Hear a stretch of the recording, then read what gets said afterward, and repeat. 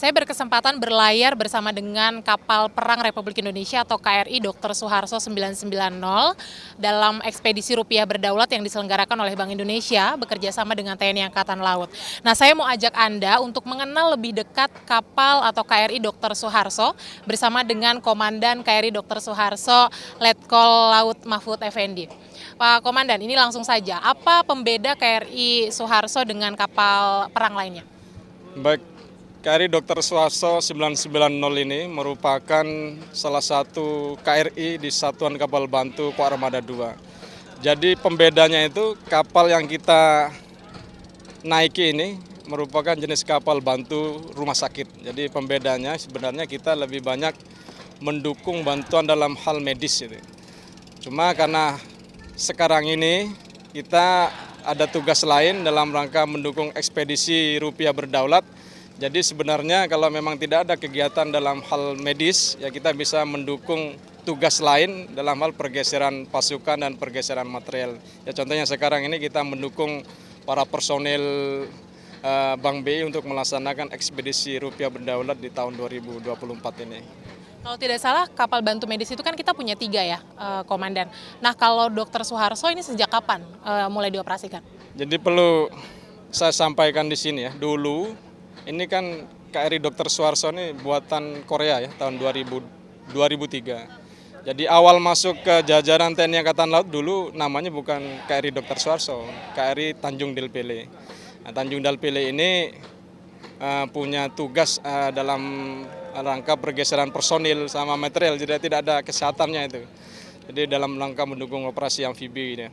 Kemudian tahun 2007 ini berubah jadi KRI Dr. Suharto menjadi kapal bantu rumah sakit. Dan memang dulu ini kan didesain KRI Dr. Suharto ini untuk kapal rumah sakit. Makanya kalau Anda lihat tadi ada liftnya juga, itu sebenarnya lift untuk pasien itu, bukan untuk personil. Jadi semua KRI bantu rumah sakit itu, baik yang ada di Armada 2 sendiri KRI Dr. Suharto, yang ada di Armada 1 KRI Rajiman, dan yang Armada 3 KRI Wahidin itu semua dilengkapi oleh lift untuk mendukung kegiatan medis itu. Ya. Komandan, ini kan kalau bicara fasilitas di kapal, kalau tidak salah hanya KRI Dr. Suharto yang punya oksigen center. Nah, ada ceritakah soal itu? Misalnya ada misi-misi tertentu yang kemudian mempergunakan oksigen center? Ya betul, dulu tahun 2020 ya, pada saat kita menghadapi COVID yang luar biasa ini, kita sempat ada kekurangan oksigen itu. Memang waktu itu oksigen langka, dan kebetulan di KRI Dr. Suharto ini ada generator oksigen yang bisa menghasilkan oksigen sendiri, sehingga kita sangat berkontribusi waktu itu kepada Provinsi Jawa Timur yang pasti, terus kita juga ke provinsi yang lain di Jawa Tengah, di Semarang kita kirim itu, dan itu gratis dari Angkatan Laut itu. Pada saat kita kekurangan oksigen, justru kita bisa berkontribusi di pengadaan oksigen itu. Sangat berguna di masa krisis COVID ya, Komandan. Saya mau tanya, berapa sih personel yang ada di KRI Dr. Suharto ini? Ya, kalau personel sesuai dengan daftar susunan personel itu, kita ini setelah divalidasi ada Departemen Kesehatan 166 personil. Tapi yang baru terisi baru 120 personil. Tentunya nanti ini dilengkapi dengan personil-personil yang baru nanti gitu ya, dalam rangka mendukung ya tugas pokoknya KRI Dr. Suharto ini. Ya. Tentu sudah jadi komandan, pasti bertugasnya sudah cukup lama. Tapi kalau bertugas di KRI Suharto ini sudah sejak kapan? Ini tepatnya saya baru 1 tahun ya, 1 tahun 12 hari. 2 bulan Februari, betul. Kalau jadi TNI Angkatan Laut sejak kapan, Komandan? Saya lulus dari akademi itu tahun 2001 bulan Desember itu. Terus masih melanjutkan pendidikan perwira siswa di Akademi Angkatan Laut selama 1 tahun. Jadi secara praktis saya bergabung di Armada itu tahun 2002 itu. Mulai dari 2002 itu terus di kapal terus. Setelah kurang lebih tahun 2011 baru turun sebentar di Lemdik, di staff, dan sempat di KRI lagi, terus di pangkalan ini di KRI lagi. Jadi memang muter-muter lah, tour of duty, tour of area itu. Lebih dari 20 tahun berlayar, Komandan, betul ya? Ada pengalaman kah yang berharga atau yang paling diingat selama berlayar? Kalau pengalaman itu mungkin pada saat saya di Satuan Eskorta KRI Abdul Halim Perdana Kusuma. Di situ saya juga terlibat dalam pembebasan sandera MV Sinar Kudus di Somalia itu. Itu mungkin pengalaman yang jarang juga dialami oleh Angkatan Laut yang lain, karena memang itu pengalaman berharga juga. Pada saat itu kita bisa memproyeksikan kekuatan kita di luar negara Indonesia dalam rangka untuk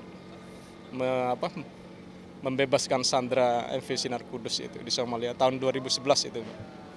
Ya. Ini kan yang menarik juga TNI Angkatan Laut sebagian besar hidupnya ada di laut. Nah, bagaimana berdamai dengan keluarga, jauh dari keluarga itu seperti apa sih, Komandan? Kalau sekarang ya mungkin sudah ada teknologi video call itu gak terlalu ini ya. Kalau dulu memang agak susah, apalagi dulu tuh layarnya lama gitu. Sampai 4 bulan, kalau sekarang kan maksimal 2 bulan sudah harus kembali. Dan sedikit terobati kalau dengan adanya teknologi video call itu, ya memang dan keluarga pun juga sudah memahami juga kalau memang Angkatan Laut itu ya habitatnya di laut gitu ya.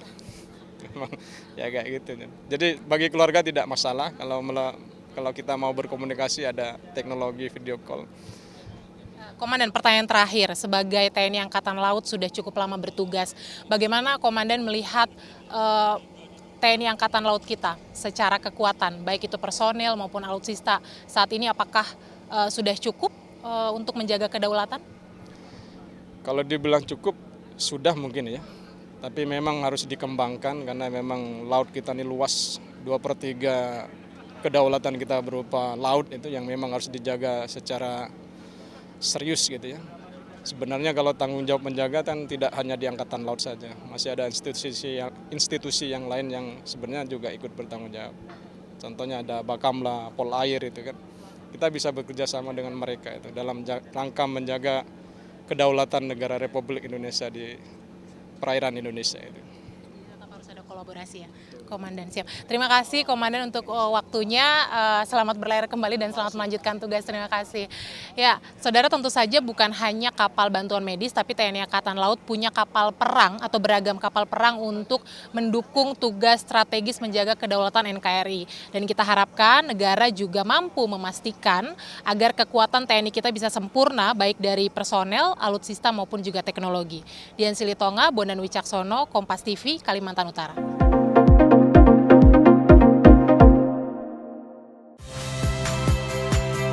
Saya, My Sister Tarigan. Saksikan program-program Kompas TV melalui siaran digital, pay TV, dan media streaming lainnya. Kompas TV, independen, terpercaya.